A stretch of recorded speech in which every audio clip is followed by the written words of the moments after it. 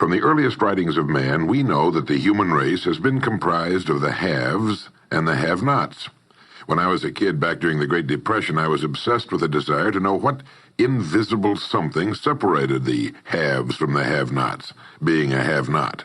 I wanted to know why so few managed to be well off financially in a country where success is available to everyone. For example, in checking the Statistical Abstract of the United States, published by the Bureau of the Census, I discovered, just lately, that only 10% of the men in this country, 65 years of age and older, have incomes of $6,000 or more a year. More than 80% of all men 65 or older have incomes under $4,000 a year. Only 7.6% have incomes between $7,000 and $10,000 a year, and only 3.7% have incomes of $10,000 a year or more. A man starts his working career in his 20s, often earlier. He's fortunate in that he lives in the free world. He has better than 40 years to make the grade financially in the richest country on earth, yet, according to the statistics, only about 10 out of 100 will be financially secure by the time 65 rolls around, and only about 4 men out of 100 will be financially comfortable. Now, why? Well, let me tell you how to find out for yourself. Conduct your own survey. Start down the street in your neighborhood on any Saturday or Sunday and ask the man of every house 2 questions. The first question is, what are you doing at the present time to increase your income now? That is, how much do you want to earn? And when you've evaluated the blank stare you get in response to that question, ask question number 2, which goes, how much money are you planning to be worth at age 65? Now, when the silence becomes too unnerving, thank him and move on to the next house. Ask 50 men, 100, 1,000, until you're completely convinced that the reason men don't make more money during their working lives, and the reason men aren't financially independent by the time they're 65, is simply that they seldom, if ever, do any constructive thinking on either subject. It's that simple, unfortunately. The reason it's so easy to earn far more money than the average man earns in this country is that so very few, are going about it the right way. This is a race without enough contestants to bother about. The few who are really in the race can all be winners.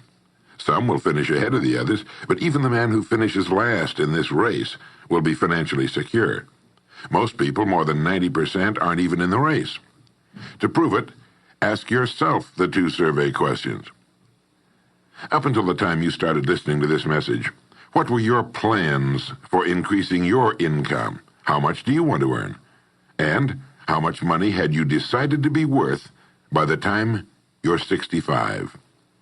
You see, people who earn large incomes aren't lucky, and they're not crooks as those without money are so fond of pretending, nor are they endowed with more brains or talent necessarily than their friends and neighbors, nor are they privy to occult secrets, and only a very few were lucky enough to have had rich fathers or grandfathers. Most of the people earning the big incomes today started the same way you and I did, and most other people. The only difference between the men who earn big incomes and those who earn small incomes is that those earning big incomes decided to earn more. They're the people who made it their business to earn more. You see, a woman who does not think about baking an apple pie for dinner tonight will never think of looking up the recipe for apple pie. Without the decision for pie, there's no motivation for checking out the recipe. A man who does not think about driving his car to St. Louis, Missouri, or Nacogdoches, Texas, will never get road maps which show how to get to St. Louis or Nacogdoches. And a man who never decides to earn more money will never think of learning how, of looking up the rules for earning more money. You see, people do what they make up their minds to do. So get rid of the ancient superstition once and for all that people who earn big money are special people, or lucky, or get the breaks, or had money to begin with, or knew someone, or are smarter, or anything else. These are alibis. They can all be disproved 1,000 times. The reason there are so many of these alibis around is that men who fail to make the grade financially are seldom honest enough to just admit that they really didn't try and keep trying. So in order to justify their failure, in order to remain seated, they dream up and pass along these old alibis. We're all self-made, but only the successful will admit it. I once had occasion to visit Charleston, South Carolina. I'd never been there before, so I hired a taxi to drive me around the historic old town. I particularly wanted to see the battery where that famous shot was fired on Fort Sumter. Along this beautiful drive, some of Charleston's oldest and finest homes look out over the bay. I commented to my cab driver on what lovely homes they were, and he said, yes, some of those homes have 40 rooms. And then he thought a moment and he said, and every one of them is owned by a crook. This is how the have-nots justify themselves and their lot in life. I didn't say anything because I didn't feel I was entitled to advise him or try to straighten out his thinking. This is a free country where as long as he doesn't hurt others, everyone has the unalienable right to be just as wrong as he wants to be. As Thomas R. Lounsbury, the American scholar and educator, put it, we must view with profound respect the infinite capacity of the human mind to resist the inroads of useful knowledge.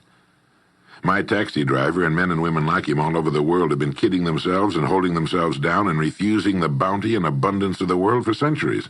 Knowledge is available to everyone. We can either listen to those qualified to teach us, or we can go along with those ancient stumbling blocks we get from people who don't know any more than we do. The truth, incidentally, about those homes along that beautiful drive is that they were built by the men and women who made the largest contribution to the city of Charleston. In just a moment, I'm going to give you the formula for getting rich, but before I do, I want to remind you of something.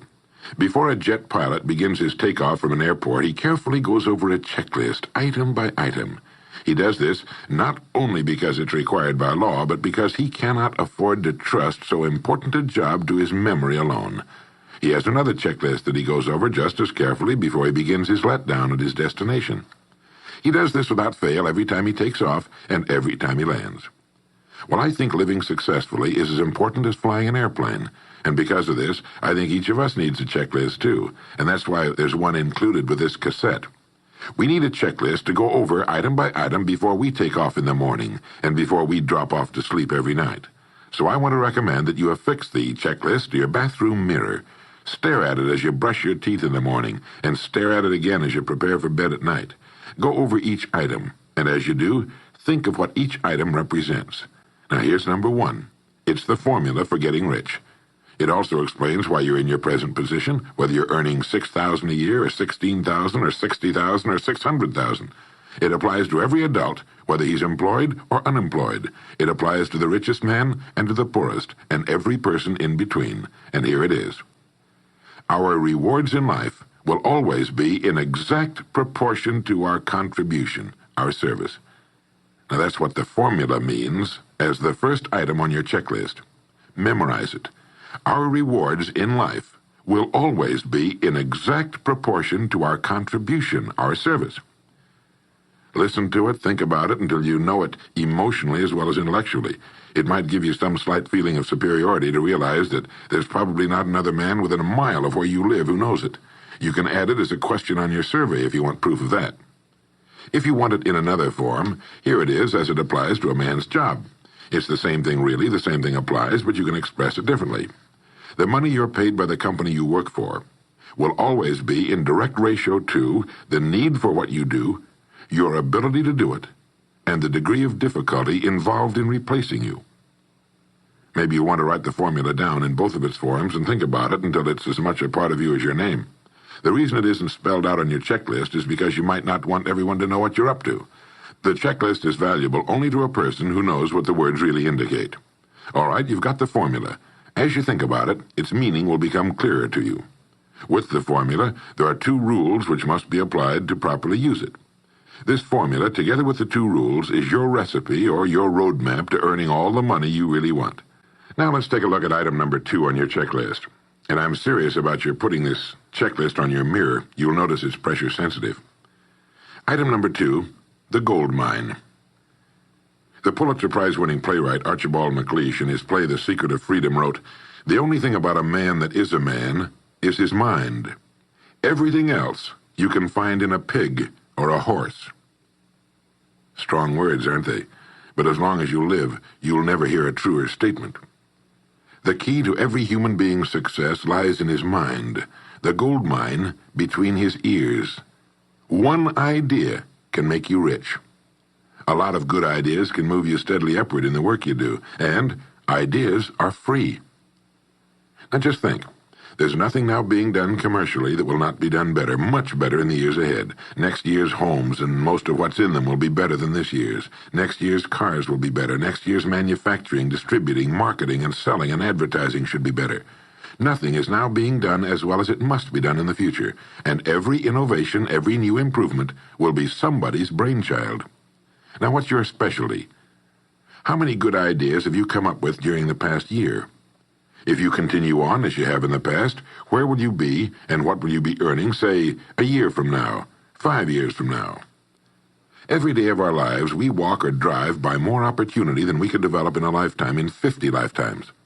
Back in the 20s, Sinclair Lewis wrote that you can kidnap a man, blindfold him, take him to any city in the country, with a couple of notable exceptions, put him in a chair in the downtown area, take off his blindfold, and he could sit there a week and not be able to tell you what town he's in.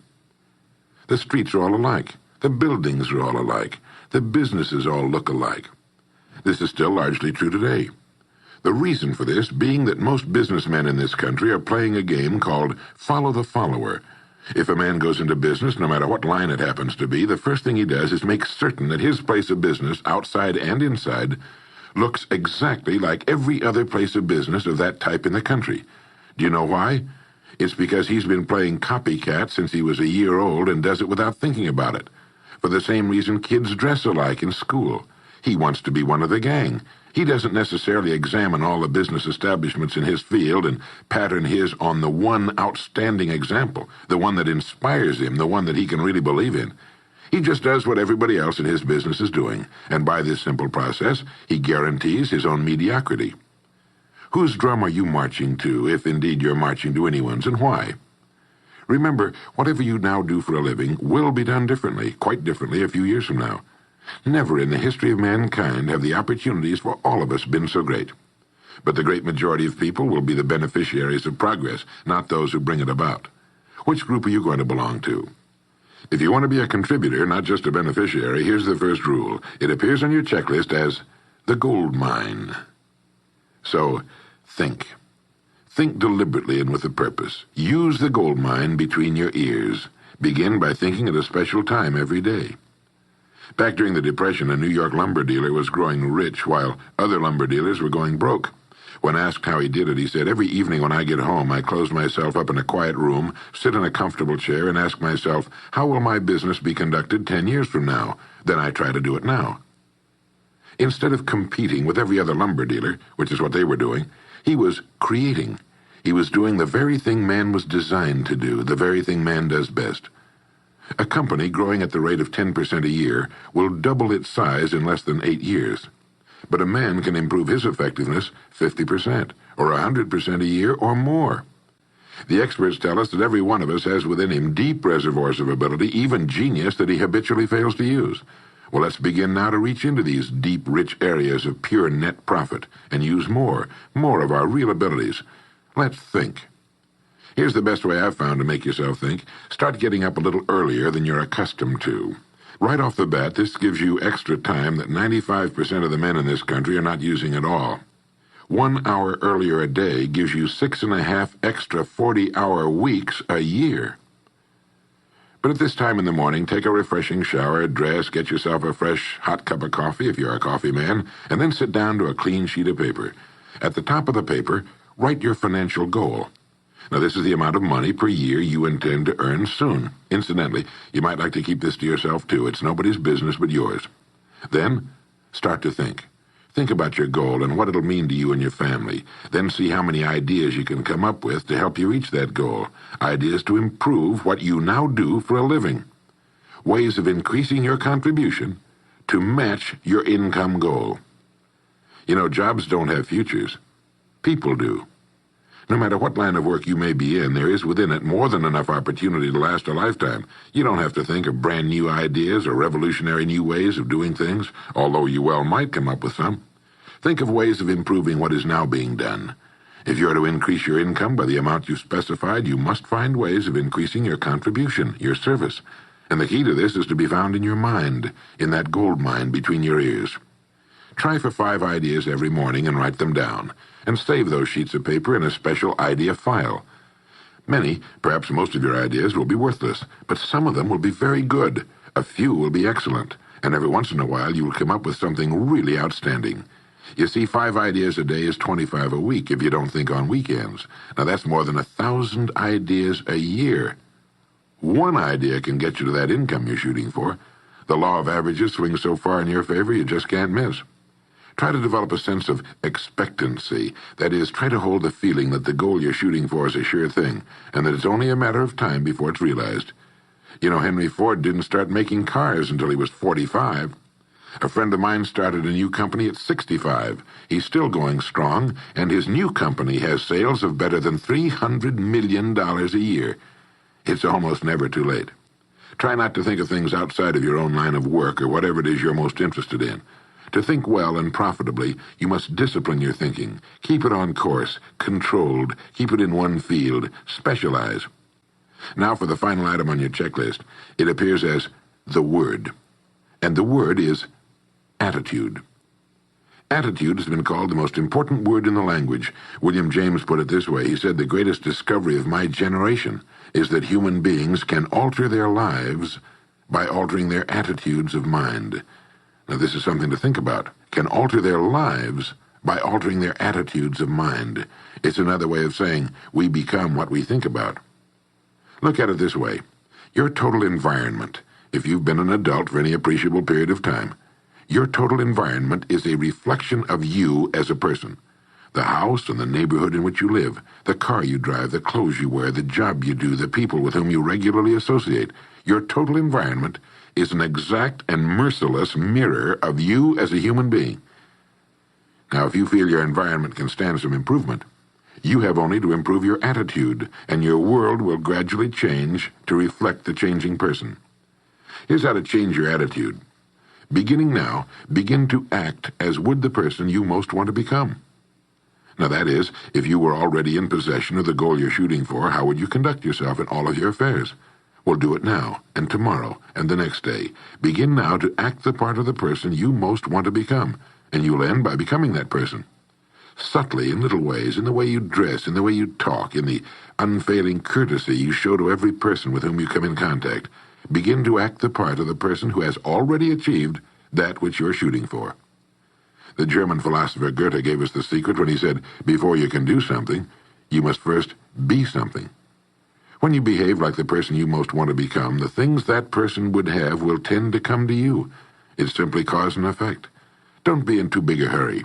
It takes longer to build a skyscraper than a chicken coop.